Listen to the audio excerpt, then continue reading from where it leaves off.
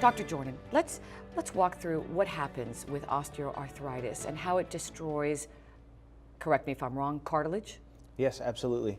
And this is probably the most common thing that an orthopedic surgeon sees patients for. It is extremely common. It affects patients that are in their 20s, 30s, 40s, 80s, and 90s. It's everywhere. So it's not everywhere. even age-related?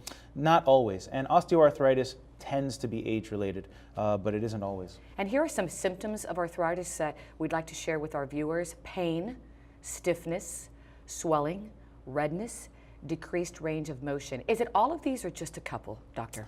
It can be some of them. It can be all of them.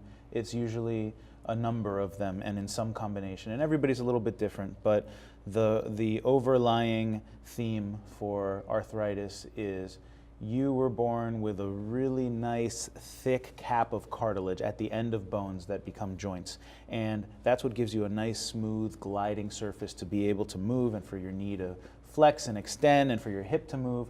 And when you have arthritis, all of that cartilage, and it can be in certain parts or it can be all over the joint, it just starts to wear down and wear thin. And eventually, that term that people say, bone on bone, that's exactly right. It's true. It's like the tread on a tire that wears all the way down, and your bones start rubbing against each other. And instead of being a nice, smooth, gliding surface, what it becomes is almost like sandpaper rubbing against itself. So for the amateurs like us, and we're looking at this right now, one cannot imagine how bad this is. In your opinion, how bad is that one? Well, this is advanced, severe arthritis, but it's not uncommon.